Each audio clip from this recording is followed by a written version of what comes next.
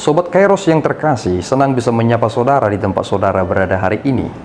Dalam dimensi yang berbeda tetapi dalam dunia yang sama. Sebagai insan yang diciptakan untuk Tuhan sebelum melakukan rangkaian aktivitas kita pada hari ini, marilah kita mengawalinya dengan mendengarkan firman Tuhan. Sobat Kairos yang terkasih, firman Tuhan untuk kita pada hari ini diambil dari kitab 1 Samuel pasal yang ke-12 ayatnya yang ke-20 dan ayatnya yang ke-23. Demikian pembacaan firman Tuhan. Dan berkatalah Samuel kepada bangsa itu, "Jangan takut, memang kamu telah melakukan segala kejahatan ini, tetapi janganlah berhenti mengikuti Tuhan, melainkan beribadahlah kepada Tuhan dengan segenap hatimu. Mengenai aku, jauhlah daripadaku untuk berdosa kepada Tuhan. Dengan berhenti mendoakan kamu, aku akan mengajarkan kepada kamu jalan yang baik dan lurus." Demikian pembacaan firman Tuhan. Sobat Kairos yang terkasih, tentu ketika saudara melakukan hal yang salah dan keliru, saudara akan jatuh kepada ketakutan.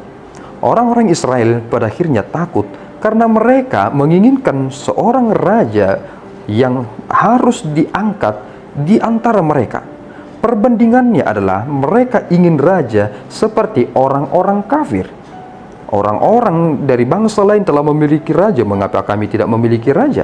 Padahal prinsip yang diajarkan dalam Alkitab terkait tentang pemilihan bangsa Israel adalah mereka memiliki sistem yang disebut dengan teosentris, bahwa mereka berpusat pada Allah. Dan ini prinsip dalam gereja kita yang ada di perjanjian baru, bahwa kita adalah kristosentris, berpusat pada Kristus.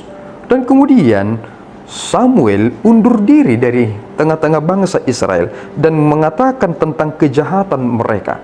Ternyata ketika mereka menduakan Allah dengan menginginkan seorang raja, mereka telah melakukan kejahatan kepada Allah. Tetapi yang menarik saudaraku adalah ketika kita takut, kita akan menghindari, kita akan stagnan, atau mungkin kita akan semakin merosot. Tetapi Samuel berkata kepada bangsa Israel, "Jangan berhenti mengikuti Tuhan, melainkan beribadahlah kepada Tuhan dengan segenap hatimu." Hal ini belakangan ini semakin marak terjadi. Ketika mereka menganggap diri mereka gagal, akhirnya mereka tarik diri. Mereka tidak lagi menghampiri Allah, mereka tidak lagi beribadah, mereka berhenti mengikuti Tuhan. Dan hal yang kita pernah kutip dari Alkitab adalah Yudas pada akhirnya mengikuti kata hatinya dan akhirnya dia bunuh diri.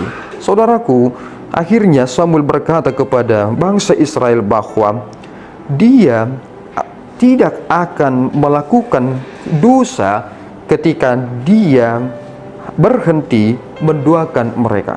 Bagi Samuel adalah sebuah dosa ketika ia berhenti untuk mendoakan bangsa Israel.